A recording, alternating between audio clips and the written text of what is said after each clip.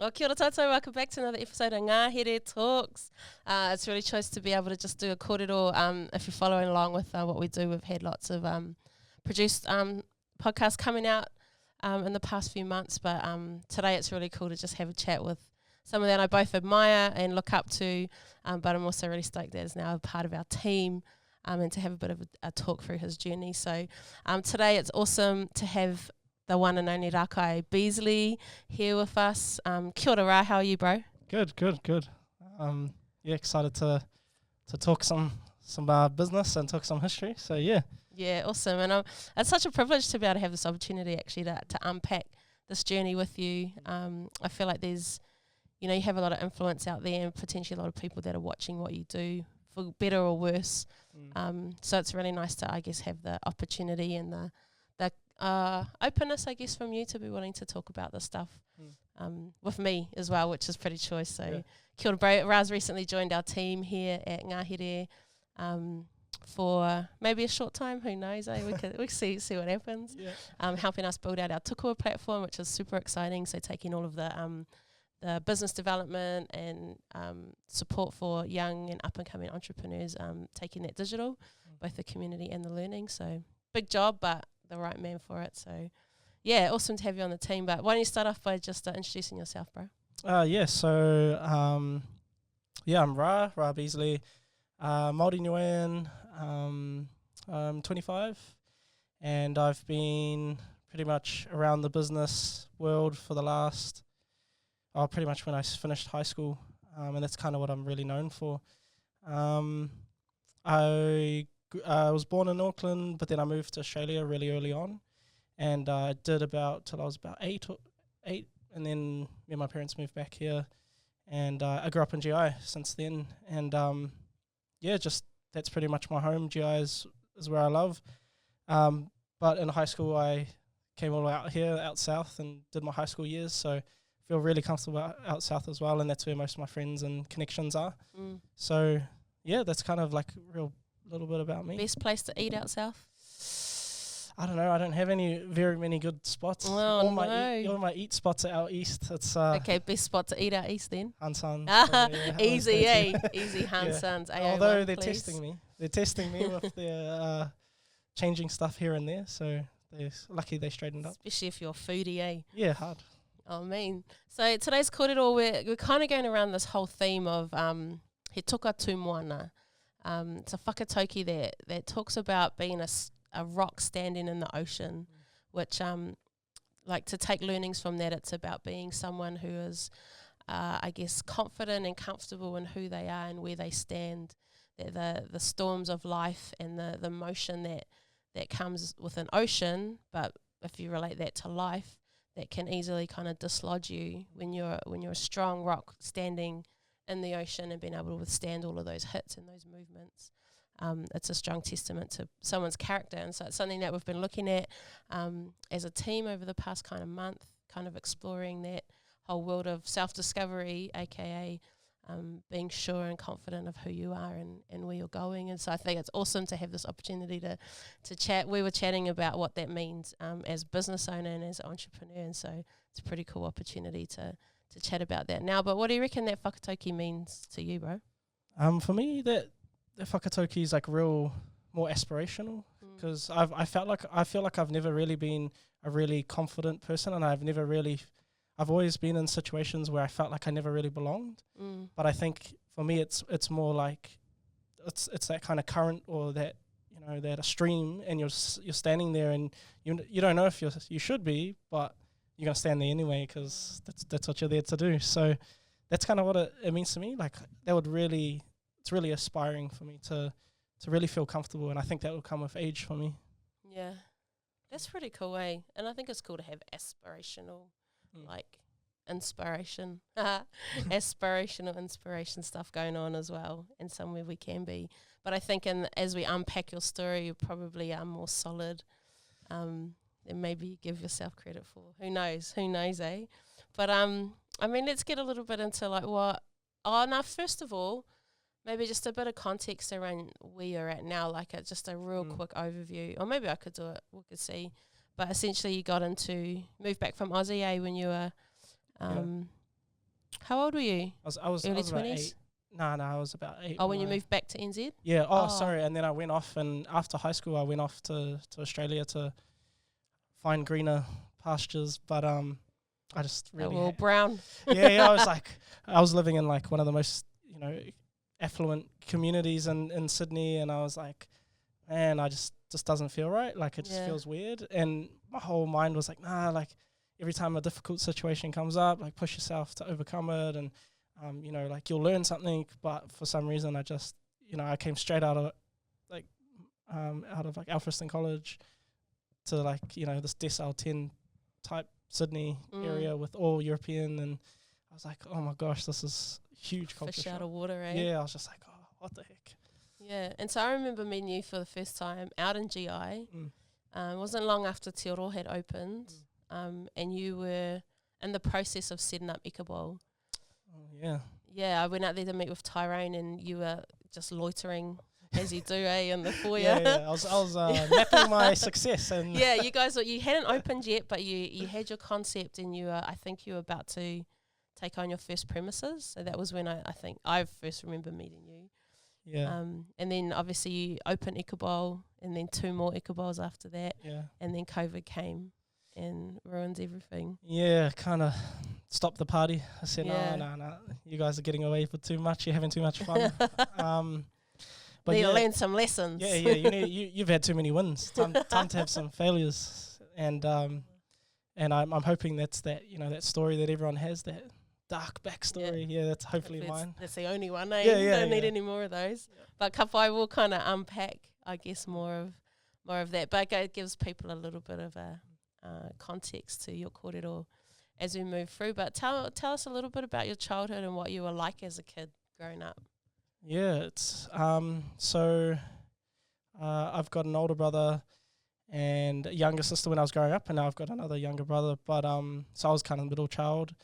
But also, I don't know, grew up in Australia with a real Māori name.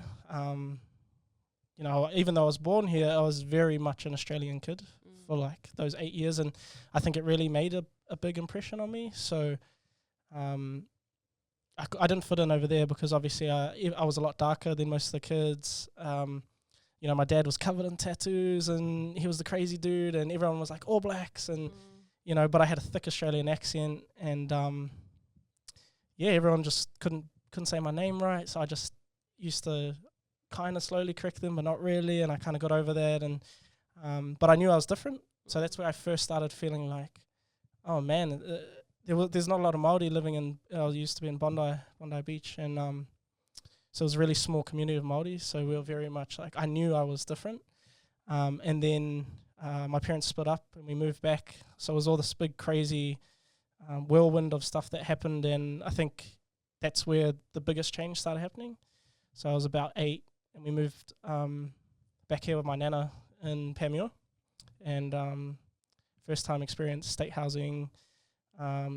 Heaps of us in the house, and that's where I kind of the world shattered, that perfect world kind of just all dissipated, and then dealing with my parents, splitting up, and I kind of had to go to a new school, and I still had the Australian accent. All the kids are like mocking me about it, and I was like, oh man, what am I? I was like, man, so, back then I was told I was Māori and this, and you're special and da-da-da, and then you move here and you're like, oh man, I'm so weird again. It's like, what's going on? That's kind of how my childhood really, or that earlier side of my childhood really took place.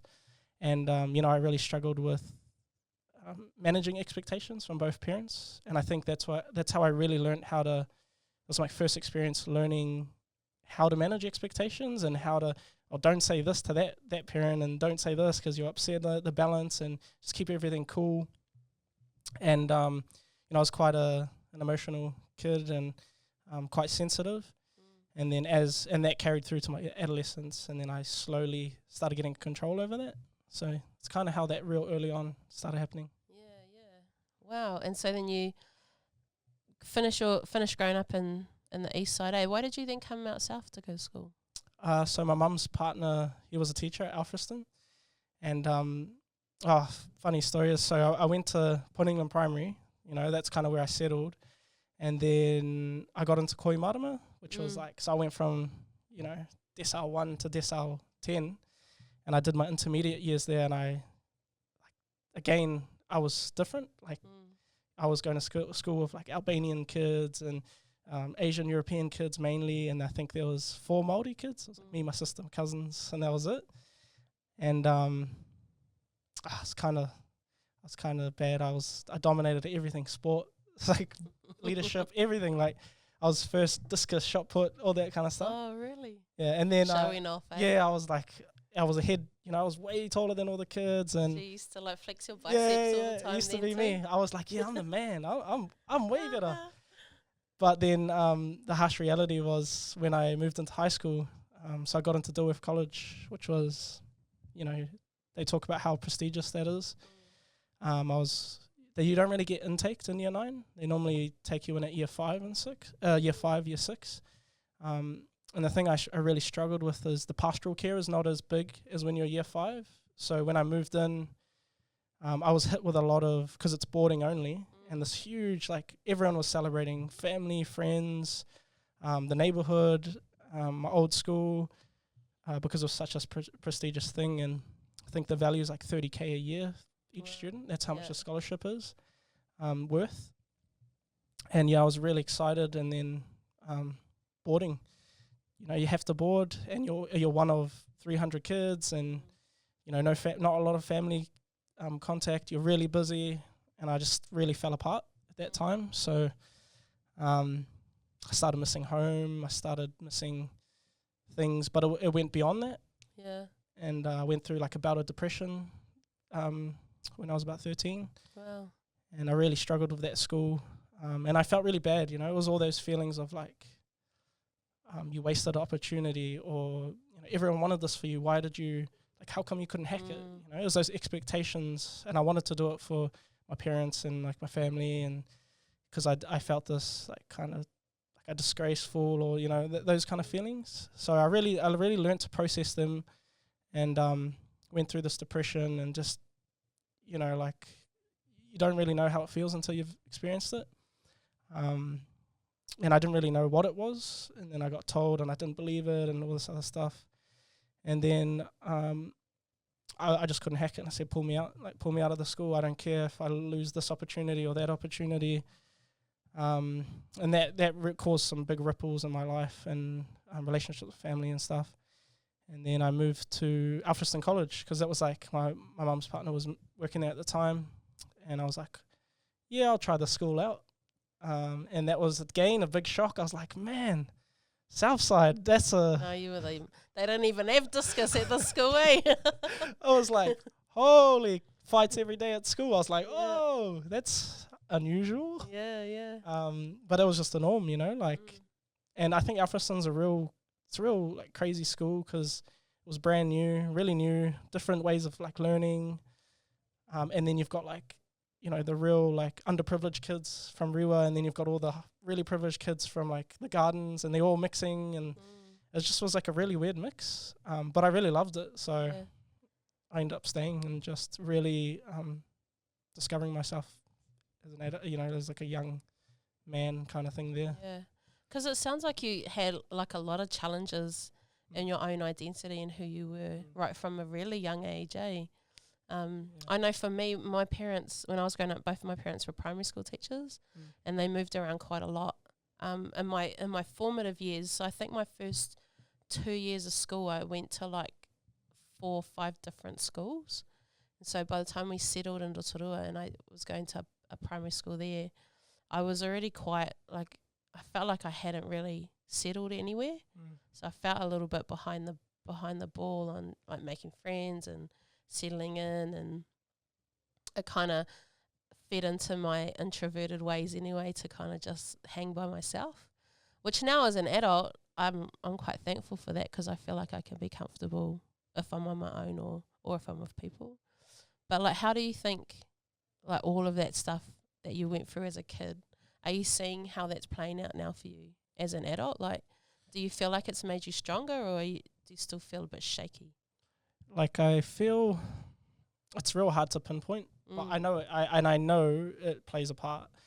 I do think that it's where maybe my lack of confidence in, yes, this is who I am, this is where my value is.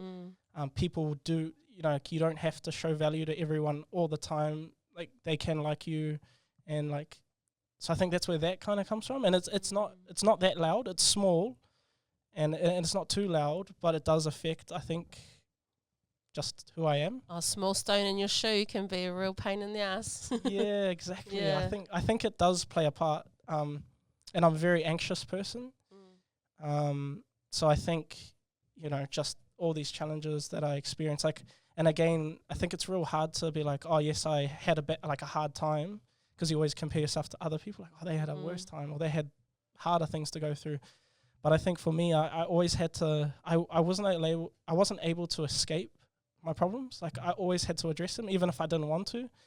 And I guess in a positive way, like, I know at the end of the day when something comes up, like, it could be a business thing, it's like you just have to address it. Like, you can sit on it, and it's kind of like those toothache type things. Yeah. So I do know I have to address it and stuff. So I think it's kind of a good and a bad thing. Yeah, yeah. So at what stage did you realize that you wanted to be an entrepreneur? Was it early on, or?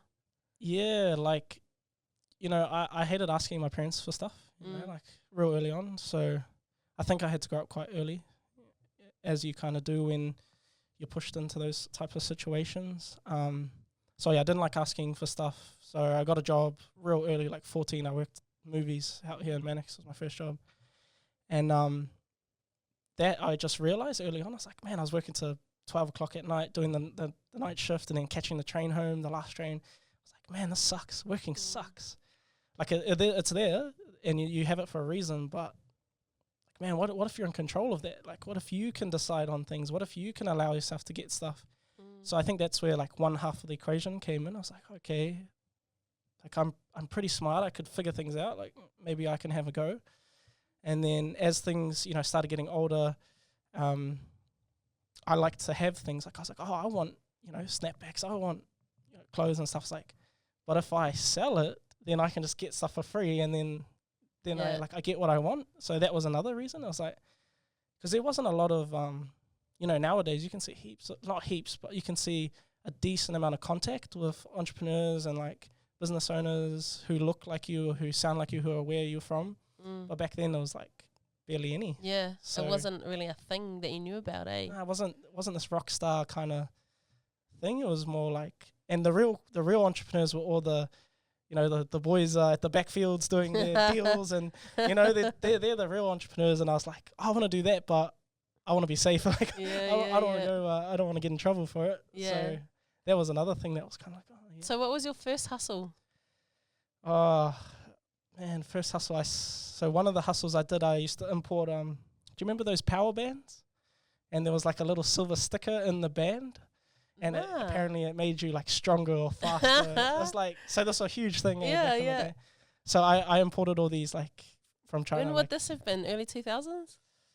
Man, yeah. No. It would have been a bit later. 2010. Oh yeah. 2011. Yeah, it would have been around there. 2009 maybe. So yeah, I got all these, like, NBA power bands, and everyone used to be like, I didn't even care about them. I was like, oh, I don't like them. Yeah. But everyone else did. So I got them all in, and I started selling them. I can't remember how much. Like at school? Yeah, $20 or something. And people were like, oh yeah, I feel stronger. Oh, I did way more push-ups. So you should wear 2. It makes you even stronger. Yeah, so I did that, and then it's kind of like, oh, keep going. Yeah. Tried doing snapbacks, because that was everyone was doing it. And yeah, I got into trouble. Customs seized it, and why? Because you're doing rip-offs. Yeah, I was doing that. I knew too. But I wrote. I got a pen, because they sent me a letter, so I wrote a letter with my left hand. like real handwritten letter with pencil. Put my photocopy my school ID and sent it off, and I hoped that they didn't do anything else. And then Adidas sent me a box of hats. Did they? Yeah, they felt bad for me. They sent me, and I was like, oh.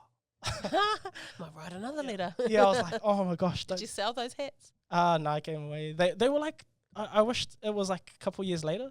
Yeah. Because they were like golf hats and dry fit hats and stuff, like that type of material. Yeah. But And they no one weren't was cool. into it Yeah, then. like everyone was like, oh, no, that's jogging hats. Yeah. You don't jog. So Sure enough, they ended up coming back ended in. up coming back in. But that was kind of my first go at it, and got burnt, and I was like, oh, this is dangerous. Did you do any other ones while you were at school? Nah, that was probably it. Yeah, that was you. So what happened after high school? What did you get up to?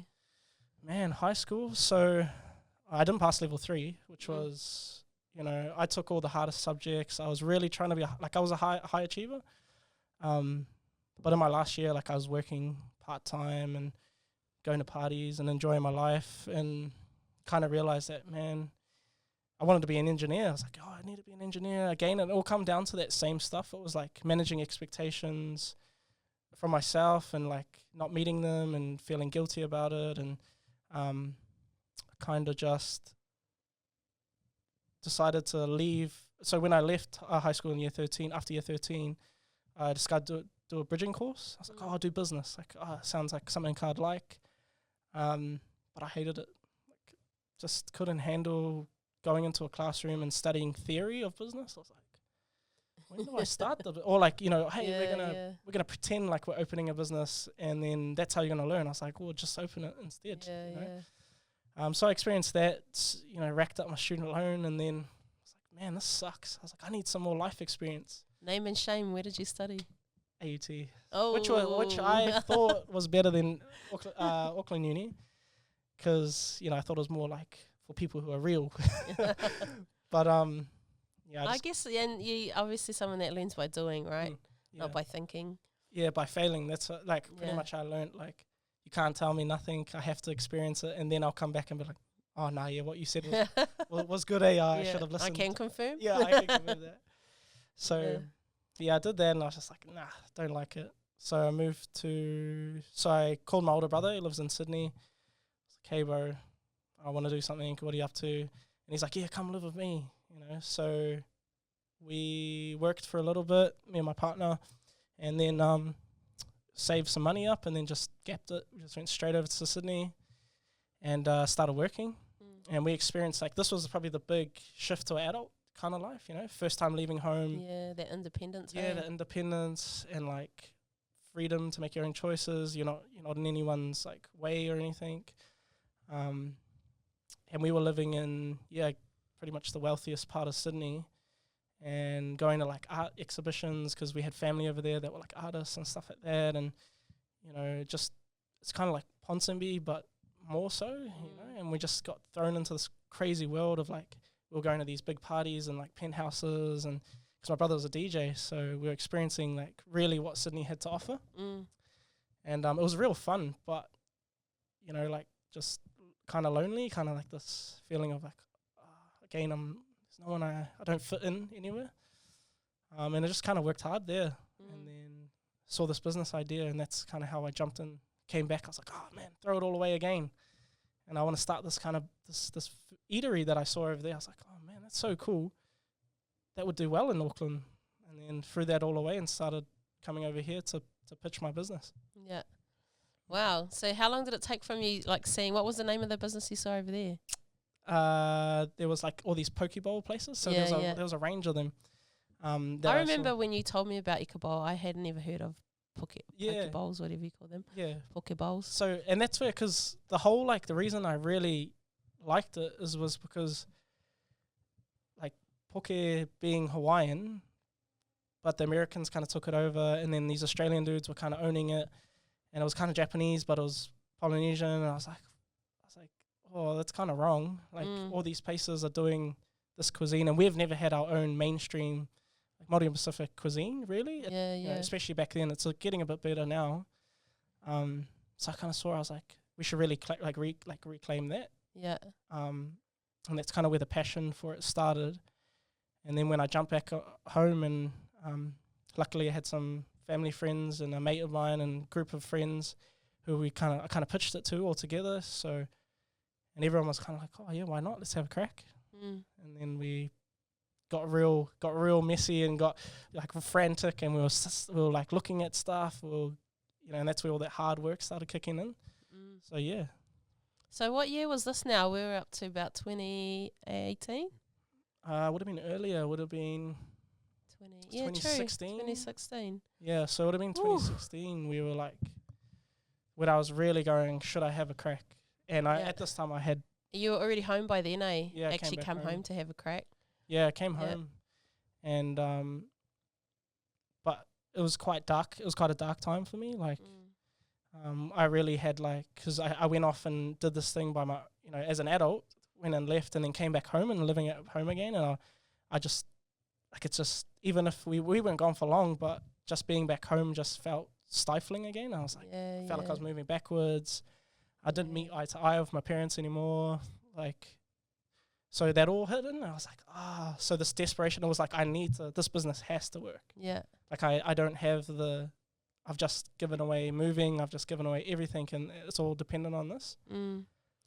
Has that remained your motivation through? It's changed since I've been getting older. Yeah. But the underlying motivation is I want to be great, I want to kind of do things that others have never done. And and that's where all my passion comes from.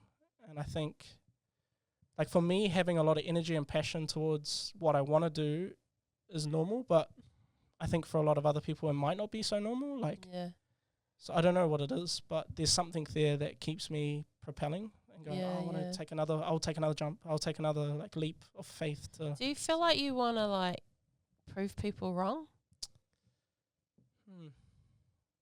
Yeah, but that little bit of I only ask that because I've been listening to a few chats lately about where entrepreneurial motivation comes from, and some chats about how nearly everyone has a chip on their shoulder.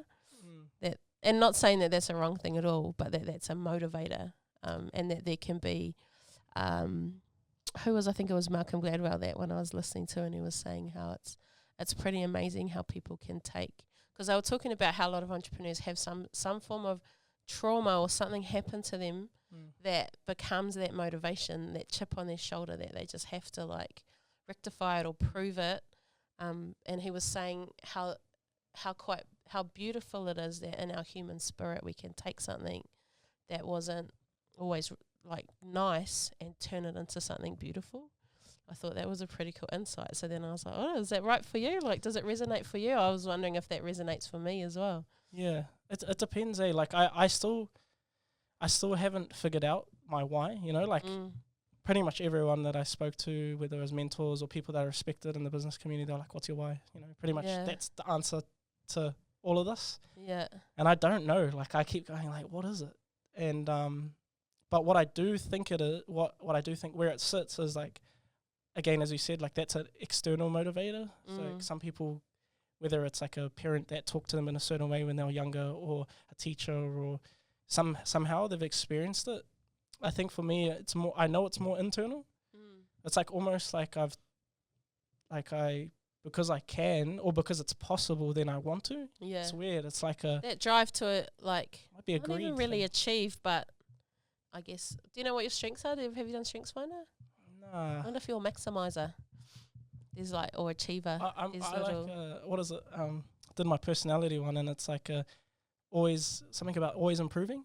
Or be more efficient, or it's weird. The older I got, the more I'm how can I make this more efficient so that it's easier down the road? So I've experienced this learning of do the hard work now, and then it gradually starts kind of tapering off, and it starts getting easier. So I don't know what that is. Yeah, it's weird. Yeah. Gets easier but harder, eh? Yeah, and then you get the next challenge, and then that thing, or you accumulate skills, and then it just gets it's not as stressful anymore. Yeah. Or maybe that's it. I've been so stressed and so anxious my whole life that I'm trying to accumulate and gather so that I'm not stressful, and then but it keeps happening, and it's you can't escape it. It's like a feeling. What is that? You said you're an anxious person. What is that? How does that manifest for you? What does that feel like or look like? Overthinker.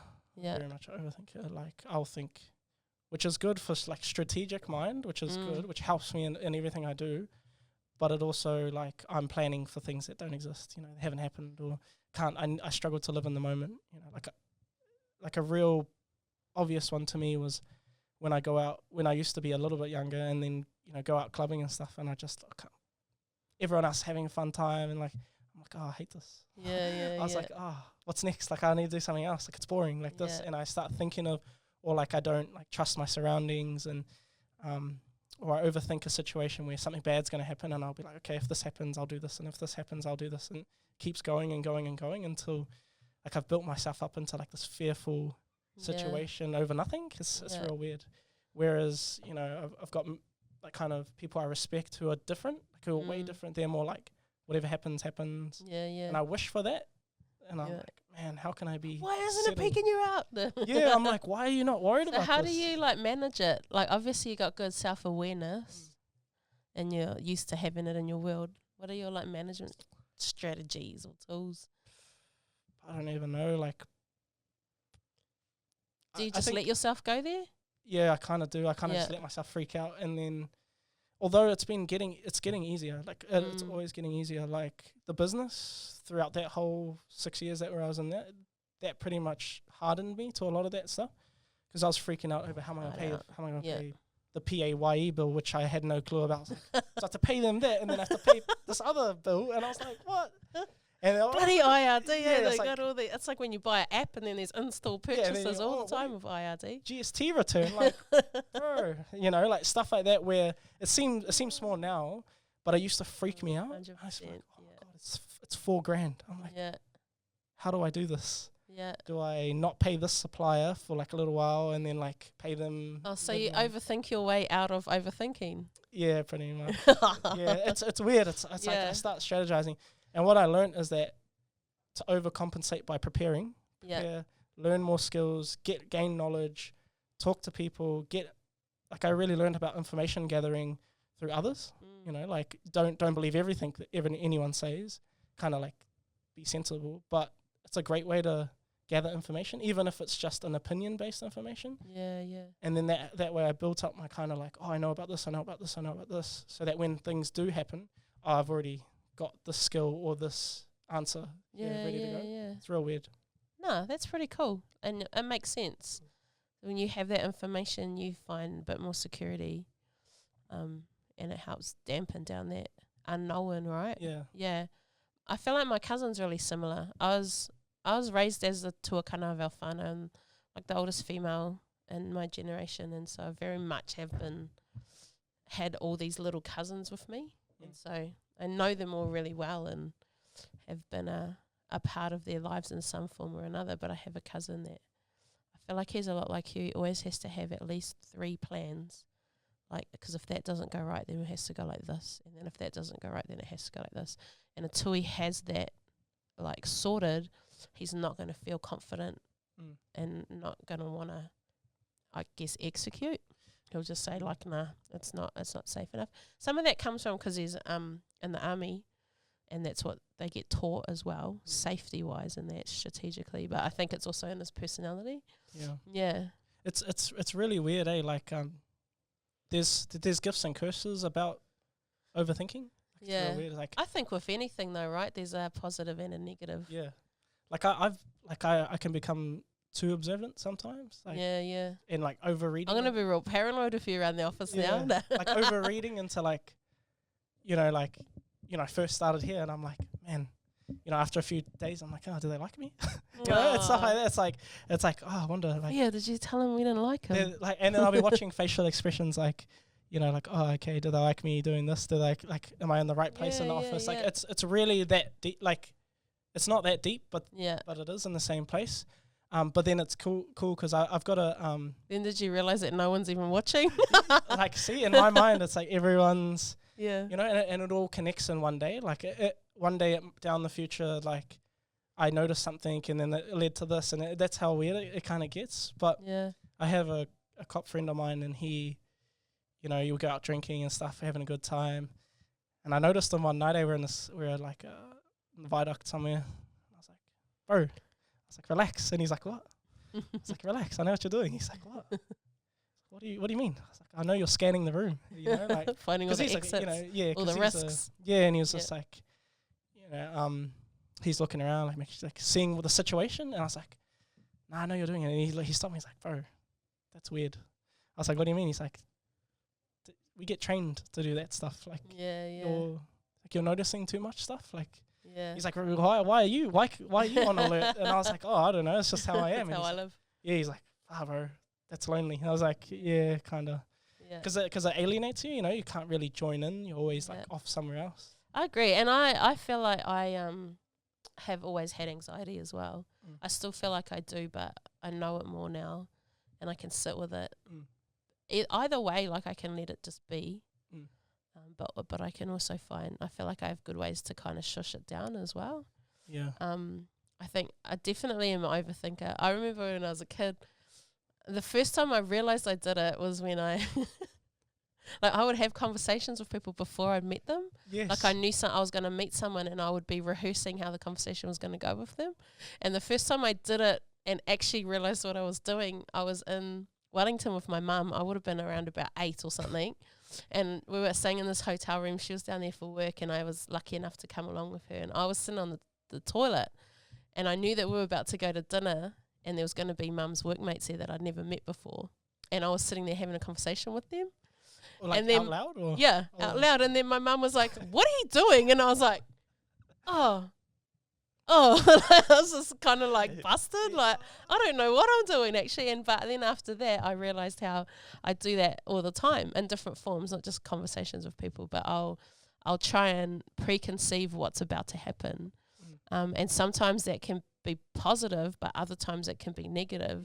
And when you're starting to create these scenarios that don't even exist, and it results in you becoming all like a little bit uptight or a little bit anxious. And sometimes as well, I know when I first started getting into things like event management, having to like step into roles of things that I'd never done before, I could feel that anxiety kind of rising up within me without wanting to really admit that I didn't know what I was doing, but knew that I could figure it out.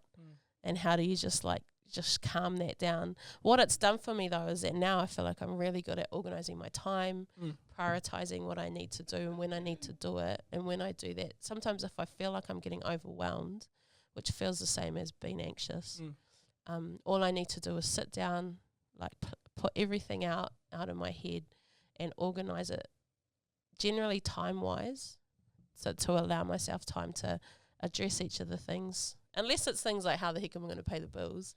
But that's enough and it can literally be like a 10-minute exercise and then I feel fine again.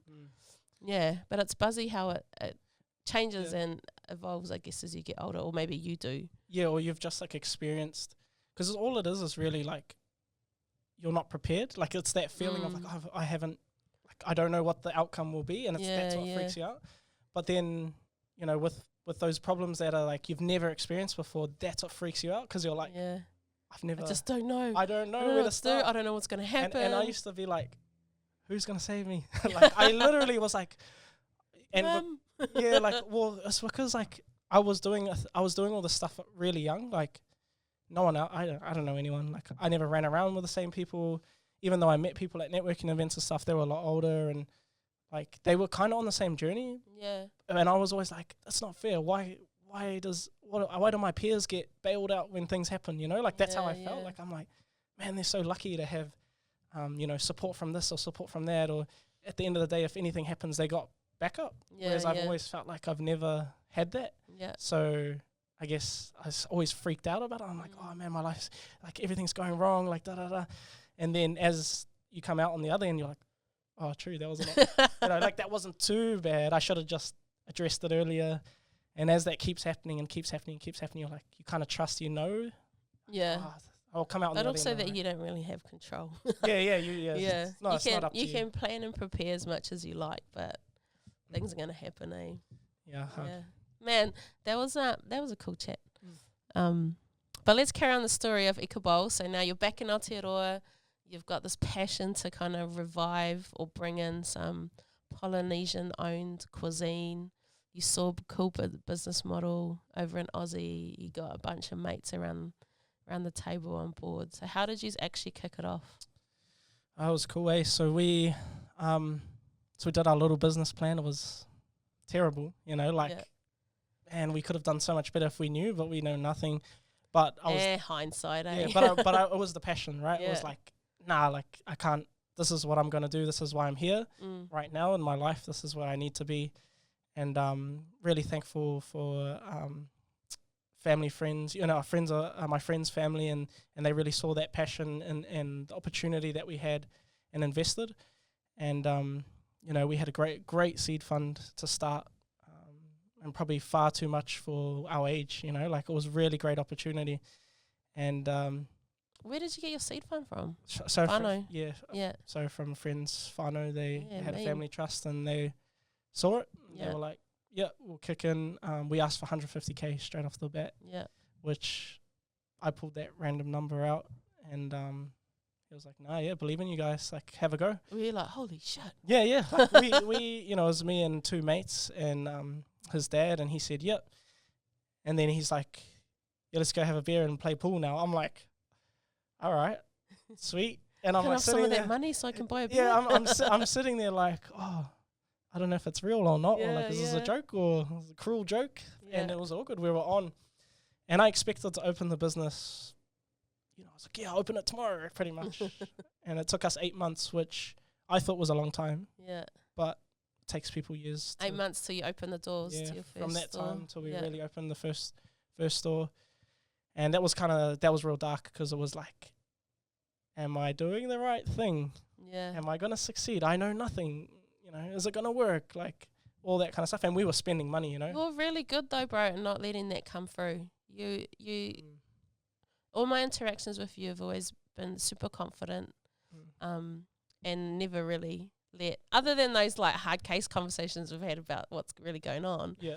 I feel like you've always, despite the unknown and despite how freaking freaky it is, you've had the shoulders for it, I guess. Yeah. You've carried it well.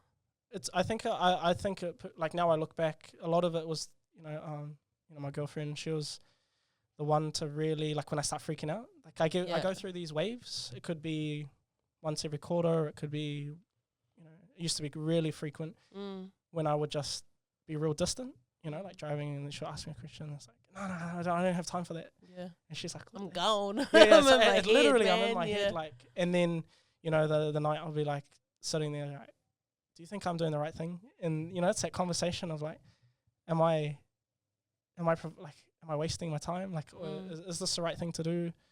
Do you think it'll work out? Do you think this? And I always ask those questions. She's like, yeah, it's fine. I was like, or I'll self-audit a lot. I'm like, you know, am I leading the team right? Am I hiring the right people? Am I doing all these things? Am I making my business partners feel weird? Am I asking too much of you, or asking too much of other people?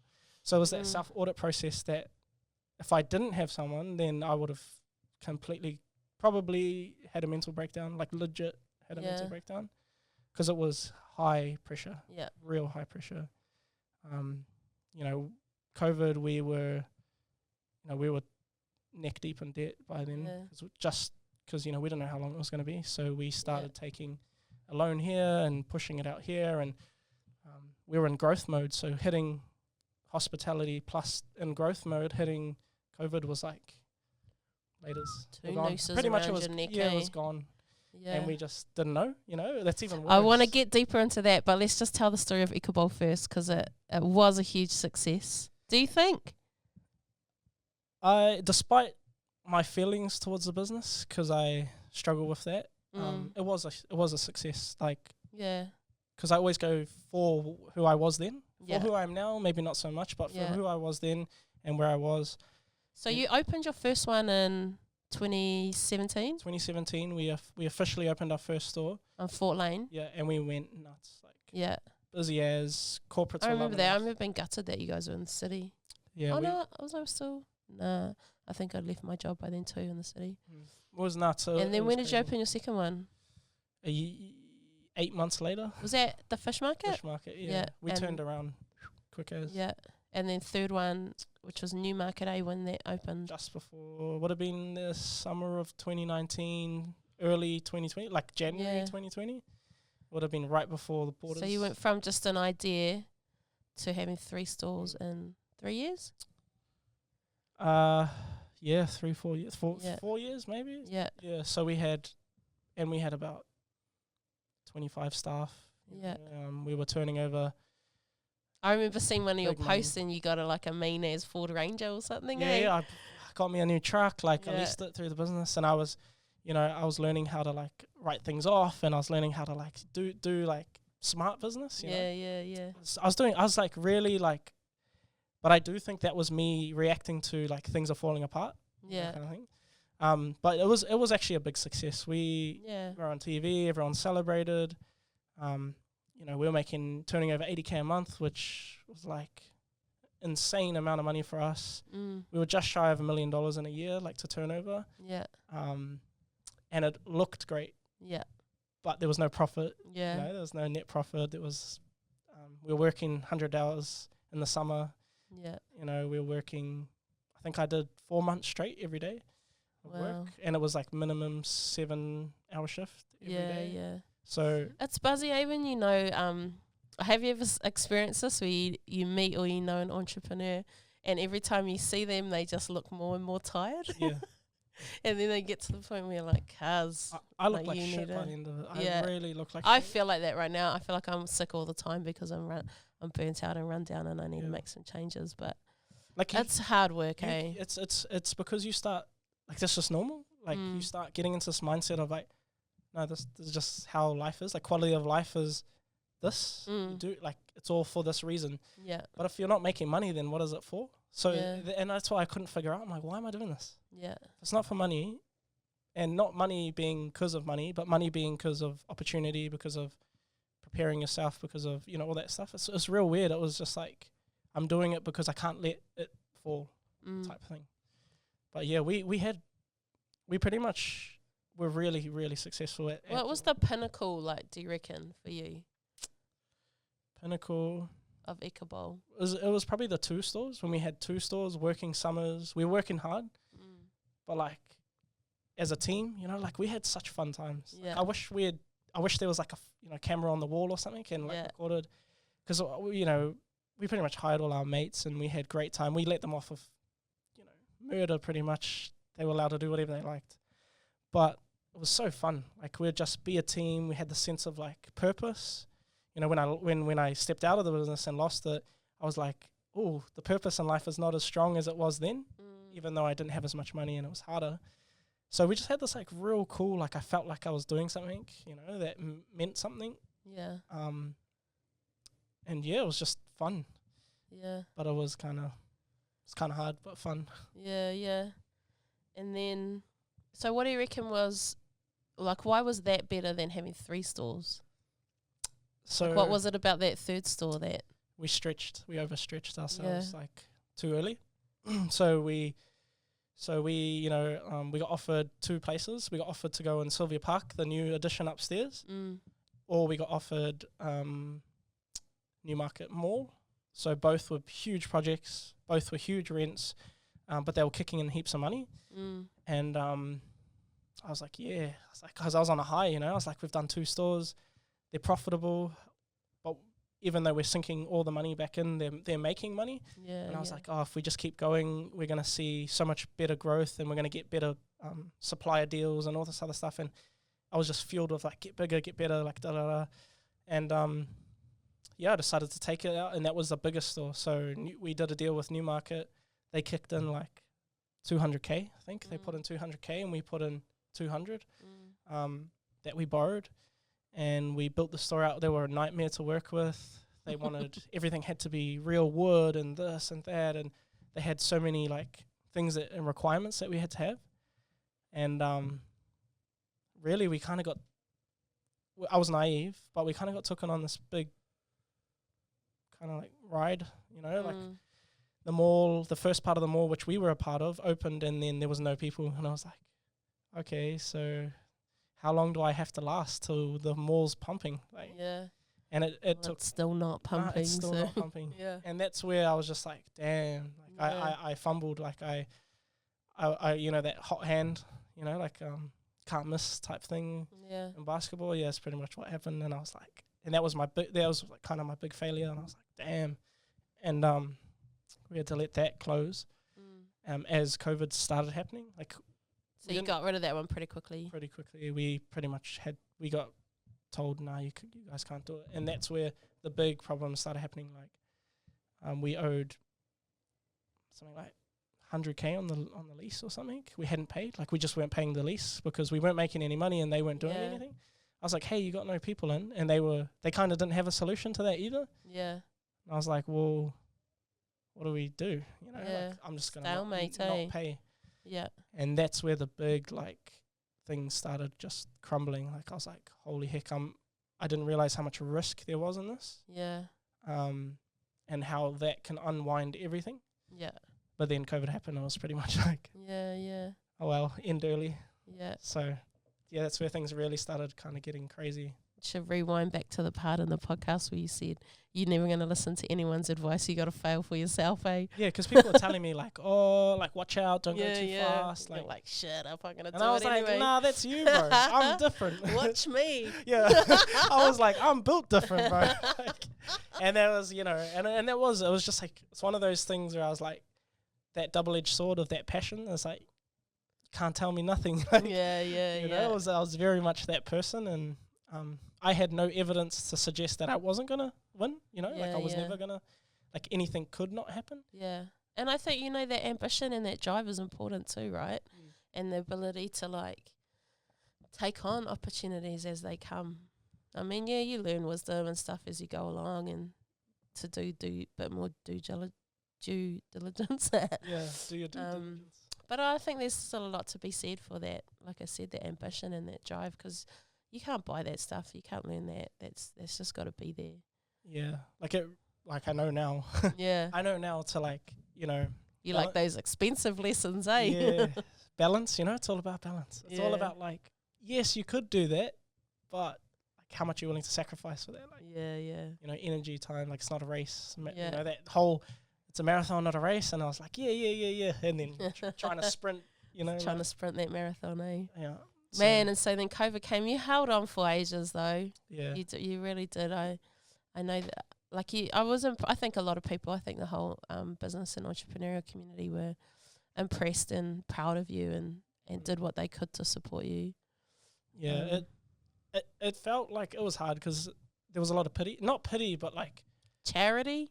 Nah, not even charity. Like it was more like, man, that sucks. And it felt like almost like no one can do anything, you know? It was one of those things that's like no one, even if they wanted to help, like what are you going to do, you know? Like exactly. Everyone, like I can't even open. I've finished the lockdowns. Like 2 years in a row where we were closed more than we were open, you know? Yeah. How can you survive through that? You did a couple of things away, like... Oh, yeah, we tried so hard to kind of pivot, you know, like it was all everyone pivot. We tried meal kit boxes, which everyone tried, and it was just like a nightmare logistically and all this other stuff. And we tried those pop-ups or whatever. Yeah, we tried the pop-ups, like especially we were like, man, we should open a store ourselves, like it's where all our kind of community is. And then we just thought about it, and I was like, even if we do open ourselves, like we just don't have the energy to give what we did the last 5 years and rebuild. Like standing in that store again, and I was getting older. I was starting from tired is really hard, eh? I was just like, I can't do it anymore. I just don't have that energy. But we tried almost everything. We tried doing content to be like, okay, well, we'll try do this and try making it all about the brand. We tried merch. Tried that Slack. Something with Slack, we tried like a tech. So we did I did a hackathon. Yeah. And I was like, oh, maybe we can like deliver to offices, but instead of like calling them up and doing all this stuff, like what if they can, you know, their kind of communication platform, internal one, like Slack, they're using that to order, and like we prompt them in the morning, it's just like a bot, and it tells them, do you want to order, and it takes payment through that and stuff. So we did it, but it was just, again, it was like super hard to try and pivot and stuff.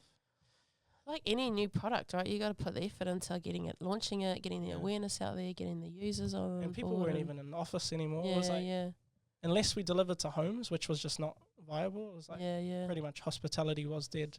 So what was the moment? What was the final, point where you finally decided that's it? Man, like I think it was more of a grinding away, like just slowly.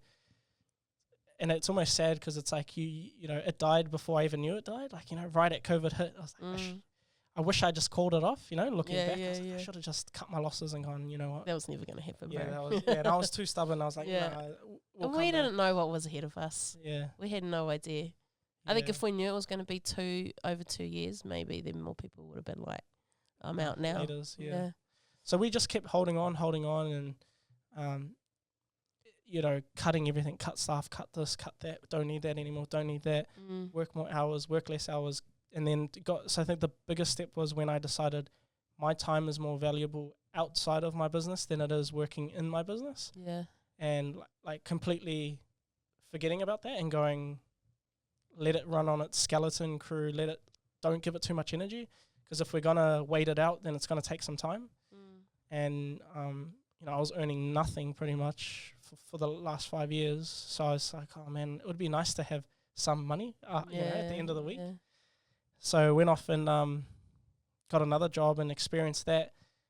And I experienced what it was like to live a normal life, you know, and with money, with time, with the ability to like go to a concert and a festival, because I hadn't been to any like before as an adult. I was like, oh, so this is how you guys are living. Like, this is cool. Like, you guys have no worries. And then also that security. Like I wasn't waking up going, oh, how am I going to plotting, you know? I was like plotting every single day. Which of my fires am I going to put out today? Which of the fires am I going to put out? Exactly what it was. And then I experienced like a short, blissful, it was still hard, but it was blissful. And I was like, is it worth it? You know? And then and then after that, you know, how everyone's getting into running during COVID. I was like, oh yeah, I'll be a runner too. So I started running, and I realized how bad it was. And I was like, damn, I'm unfit, man. Like, and then I realized I was like, oh man, I really like kind of let go of like my health and stuff. And I was like, I don't like what I look like anymore. I don't like photos of myself. And that's where I was kind of like, man, I'm really giving up my life for this business. And then the business is not even a real person. Like, it's not like literally giving my life for it. And I was just like, man, I don't think I can do this anymore. So, and I was dealing with that for months. And then when the new year kicked in, I was like, nah, time to, like, it's actually time. And I've got, you know, business partners and stuff. And I had people who rely on it as well. And I pretty much said, if no one calls it, it has to be me to call it. And if I get if I take the blame for that and all that, then that's all good. Like, if everything goes back to normal, that was my thinking. And then I'll be the one to shoulder that as well. And just made the decision. And I think looking back now, I'm just so much healthier, mentally, physically, emotionally, everything. You know, and I realized like life is much bigger than holding on to a business just because you're scared about. Because you're prideful. Pride, or you're scared about the fallout of it, or my identity's tied to it, because that's like, I was like, it was pretty much me saying goodbye to me in a way. It was weird. But it wasn't you, it was just something you created. It was. How did it how are all your relationships? Have they all survived? It's, you don't have to go into details, but it's interesting. Curious. It's interesting. Like, it's weird, like a lot of people think I'm cold. Everyone like, oh, you're real cold, eh? Like, you never used to be like that. And I think that's just because like I've hardened over time. Like, oh, this feeling that I'm feeling, I just doesn't feel like that. Or I've just zoomed out so much that I don't connect as well anymore. Or whether just that whole trauma, which it was quite a lot of trauma, like just changed me in a way. And I did that personality test, and I really changed. Like, I actually changed quite a bit in my personality, my behaviors, my mannerisms. So I have quite like a isolated relationships with people. And again with my business partners, like we were mates, you know, like high school mates, known each other from 13 to 18. Our main key activities were going to garage drink ups together. And like playing sport together, playing basketball and stuff, and then into a business where expectations and stuff are all on the table. And it's hard to snap back into that friendship stuff. So I would say that's strained. To really, I don't know what it's like to be mates again. Because it was business partnership for so long. That's pretty huge, eh? That's huge. It's a huge consideration, and I think like even just reflecting on my own journey and how much you change, let alone everyone else. I mean, everyone's on their own journey and going through growth and development. But I think you're right. There's so much traumatic stuff that happens to you in business anyway.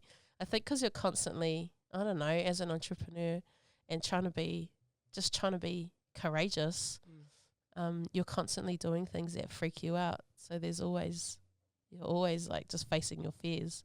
I feel like it's a lifestyle of that. But you grow heaps and you develop heaps, and what you think about and what you focus on changes, and it changes your dynamics with other people as well. But I think after going through something like that, there's always the risk that relationships are going to go. They're going to go south, whether it's with business partners, your investor, some, I don't know, your key supporters, things like that. Have you found like how have people's comments and stuff been towards you? Like with the ending of the business? Yeah. It's weird, eh? Like, I think I didn't really let enough room for it to breathe. Like, I'm just like, oh yeah, even to my family, I let them know through like our Facebook family group, and I was like, hey, the business is shut. If you guys need anything that I've got, here is what I got, like, to give away. Thanks, full stop. And I was like, I don't really, and I think it's more to safeguard myself, because and you're just trying to cope, to heal, right? heal over it, and it's weird, eh? It's like I was real scared to get back out to network and to like see people, because I was like, I felt like it was kind of like a failure. But I know everyone doesn't really think bad of me, but it's almost like I felt bad, like I thought bad of myself. Like I was the one who could have overcome that, like surely I could overcome that, and accepting that was hard. Yeah. So I don't know. I haven't really allowed room for people, or I've just distracted myself by jumping straight into what's the next thing. I don't have time to suck about it or anything. Yeah, no, that's good. I guess I was just wondering what the whether this business community that we're part of have learnt some new things, and I don't know, I don't think so. Got over themselves a little bit, and what you're experiencing in that space. I think one thing that comes to mind right now is the experiences of Jake Miller and what he went through as a young entrepreneur, and ultimately how tragic that was. And how quick people were to fucking like drag him through the dirt. Yeah.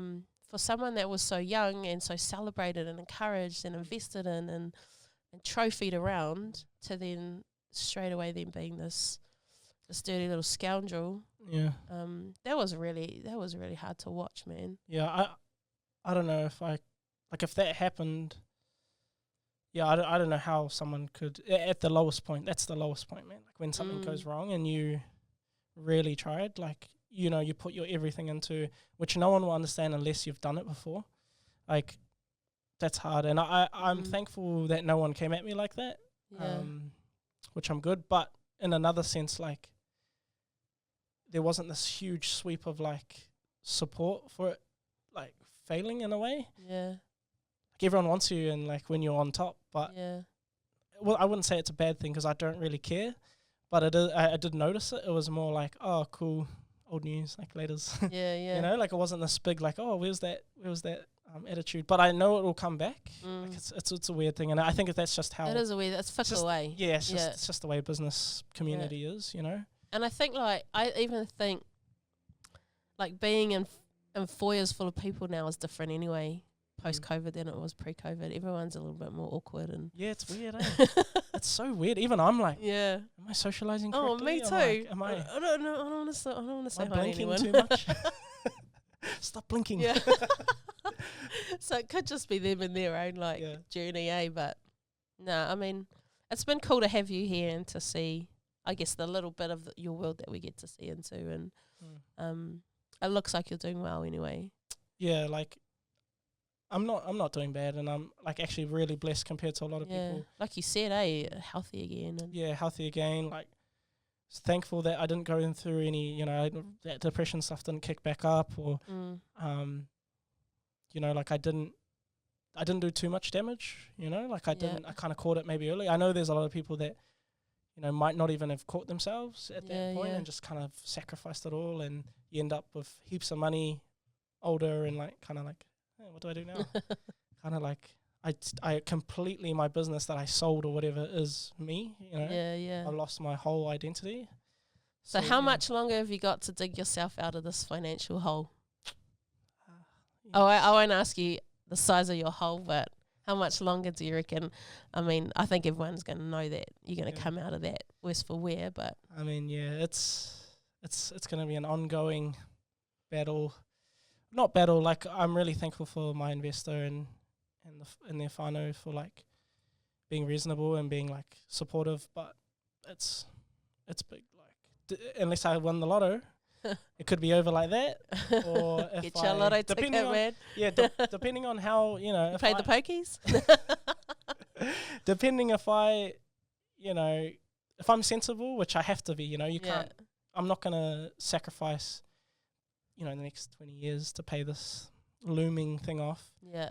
But if I be sensible, and you know, gradually chip away at it, you got. I'm gonna be an old man. I'm legit. No, you're gonna crack it before then, bro. Yeah. So all of this experience is definitely gonna make you wait for this housing boom and make 50% up on my house, and then be like, oh my god, aren't you the crypto dog by now? yeah. I'll crack it in crypto. NFTs, stocks. I got to do whatever it takes. But yeah, it's something that's like kind of, if I think about it as a student loan, you know how that comes out. So it's like I just have a student loan for life kind of thing. So just treat it like that.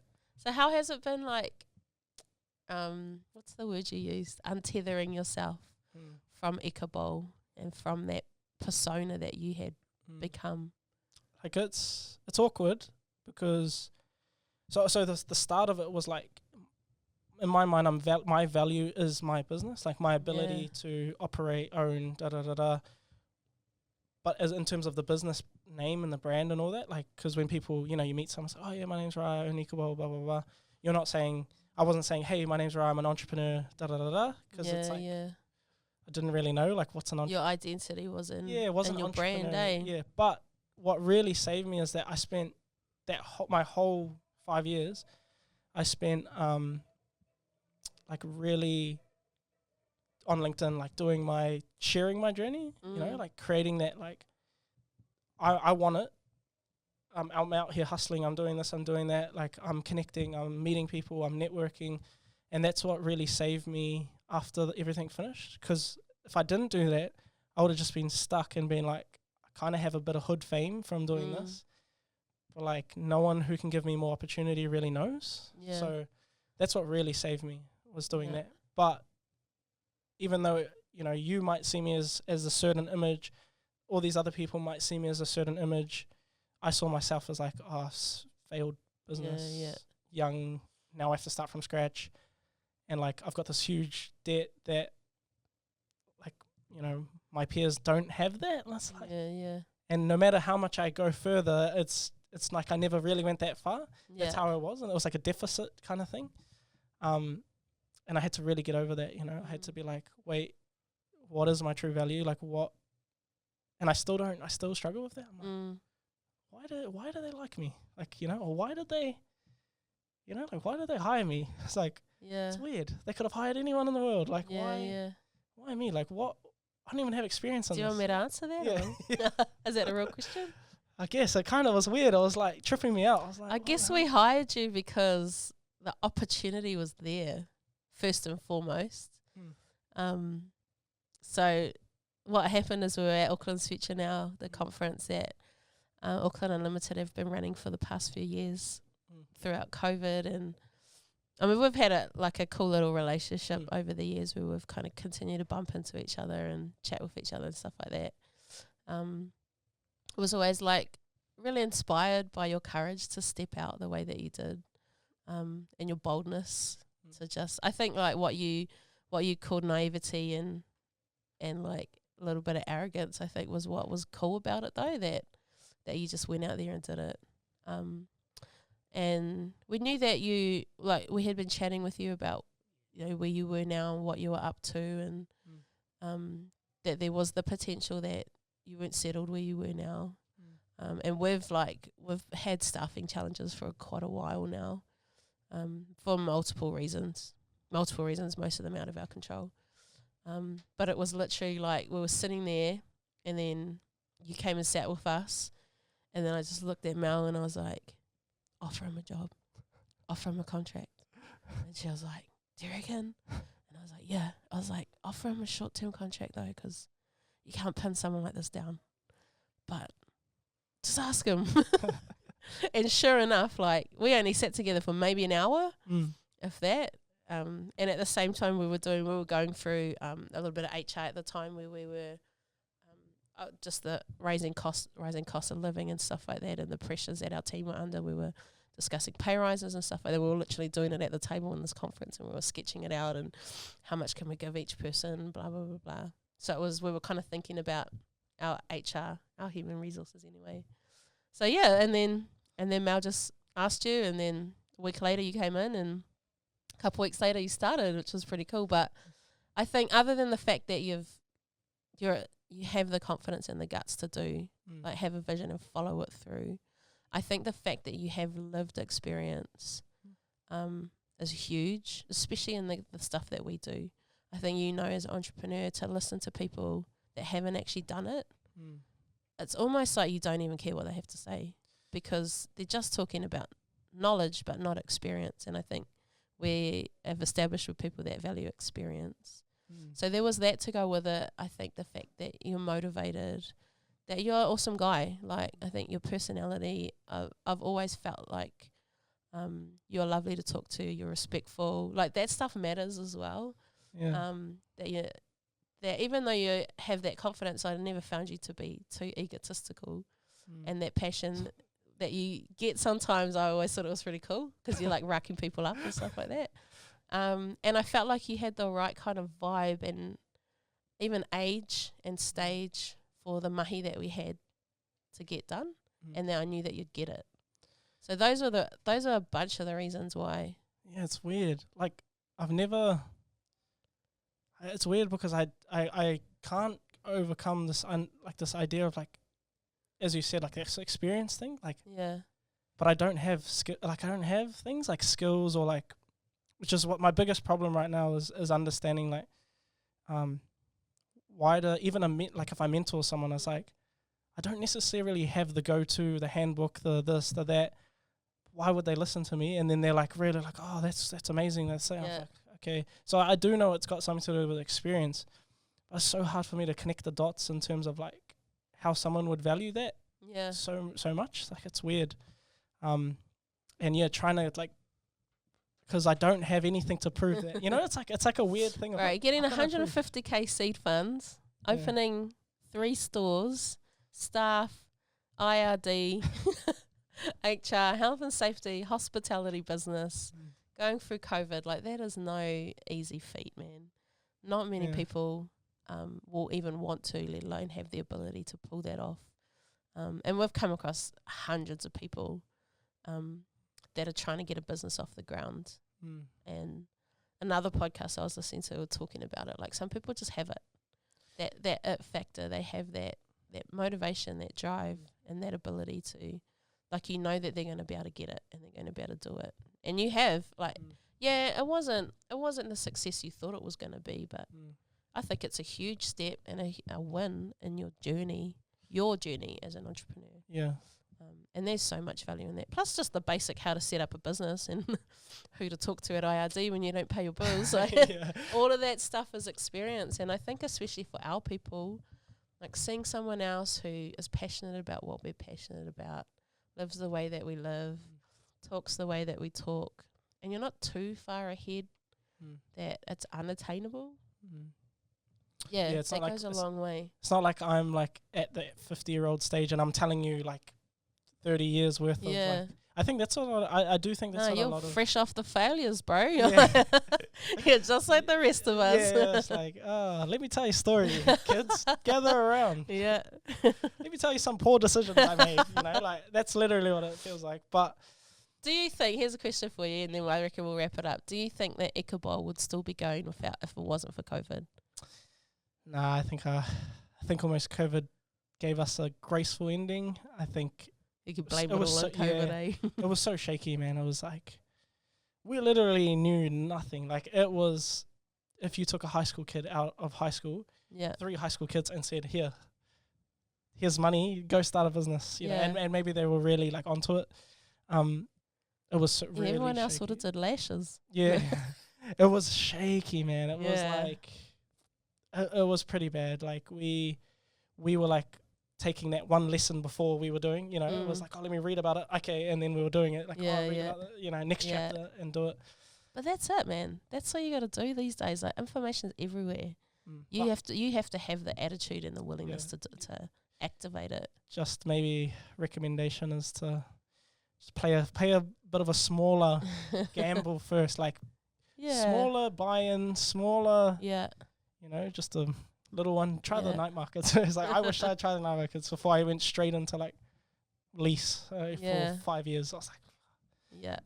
That's also, bro. And I think I'm super thankful for, I guess, the lessons we've learned on our journey too. Yeah. And where we are financially, that we don't have a lot of debt, and that we've had people that we've put in place that have always cautioned us away from that. Yeah. Maybe one day I'll be in a position where I'm confident to take on a big investment, but I've always been I've always doubted my own ability with money, to be honest, so I've never really taken on huge debt. Yeah. Although when that time comes, you'll, like, you know, like you've done, you know, you've like played in the junior kids playground, and then when you go to the seniors, you're like, all right, I know what's up. Like, I know how this works. Even though it still freaks you out a bit. Yeah, versus like sky jump, you know, jumping out of a plane straight away, which is what I felt like I did, you know. Yeah. So, but you learn. Yeah. You learn. So, yeah, I'm actually, I feeling a lot better after a little bit of time, you know, because we closed the business at the start of the year, and it's been 7 months or 6 months or something, and it got a lot more clearer, you know, like clarity came. I was like, okay, this is what's going on. Yeah. So it's been good. Yeah. Do you know what's next for you? And I do need to do something that I'm passionate about again, that's like gives me purpose. So it's good to like not commit to any big things, long-term stuff, because it is like I'm changing so fast. Like the last year or since the business finished, 6 months, I've changed so much. Like I've learned so much skills. I have gotten a lot more like comfortable in myself and knowing that, you know, that whole untethering thing, and it's been really good. So I see what a little bit of things. I want to enjoy life a little bit more, go on a trip, you know, like we've been caged in New Zealand for so long. Haven't even experienced what it's like to travel. Yeah. So I want to do a little bit of that and just take it a little bit easy on myself for as long as I can until I get this whole, motivation. But I think we all know that there'll be something else. There was something on the horizon. Something else will come. The one thing that triggers me, and then I start going, and then I can't get away. That'll be the right idea when that comes. Yeah. Or but no hurry, eh? Or just like focus on giving back to like other, you know, young Māori and PI who are like wanting to have a crack. Yeah, you know? yeah. Because I feel like I can talk to them. Like I can either push you real hard, or I can like kind of convince you it's not the one. Yeah, I can kind of like slowly be like, I don't think your heart's in it, to be honest, or I don't think you're really about this, you know. Yeah. And if so you want to stream, just stream. Yeah. Bro, everyone's so scared, you know. Everyone tiptoes like, don't kill their buzz. I'm like, but don't stitch them up. Yeah. You know, like don't stitch the kid up. Don't keep being like, create more of these, create more entrepreneurs, and it's like they're not built for that. Yeah. Like, or not yet, you know. Like let them experience life a little bit more. So. I totally agree, and I think I've learnt over the years, and I still buy into the fact that entrepreneurship is a great tool for things like self-discovery, for understanding what you are passionate about and what skill set you might have. But man, it's for a rare breed, eh? I like the way that you can dabble in it and learn a lot of stuff, but I also think that a lot of what you can learn is that it's not for you, and it's not the way. But I love supporting young people into that space. Yeah, and it's cool to have you here with us, however long that may be, to help build what we got going on here. So check it out, tukuawhanau.nz. Little plug, eh? But thanks so much, Ra. Wow, honestly, man, it is. I don't mean that lightly. It's a huge privilege that you would, I guess, find me trustworthy to open up on that story about it, and just know that we do love having you a part of the team, and we think it's we was just stoked when you said yes, to the point that there's there's a little bunch of like fangirls and boys that you have in the scene that we were able to go and be like, ha ha, we got him. And they were kind of like, what? But stoked for us as well, and to be building that connection with the East crew. And just know that, I guess for us at Ngahere, we always try and have a really good environment where people can be open and honest with where they're at, and know that, we've got your back, and you can always talk about any of that stuff. And in time, everyone on our team has cried in this room. Really? Yeah, everyone, no one excused at all, so... I think, but we cry all over the place. But this is a good crying room. I've cried my tears off. I've so much. I don't even know if I have any left. It's been everything is just. It's dry. Yeah, it's dry, man. It's But it's awesome having chats like this, and like I think there's a lot of people out there, even online and stuff, who would never really get this deep of a talk. I've never really done a podcast or like. Anything like this where they really know much. I'll do some talk at some event or something, but this is like real deep. Yeah. So they might see some like things that they resonate with. Like, true, anxiety. For sure. I think there's heaps of gold in there. So thank you, bro. Yeah. Appreciate it. All right, on the next one, Yep. Must be starting a podcast yourself soon. I might have to. Yeah. Teach you how to set this up, Yeah. All right. Ka kite. All right, ka kite.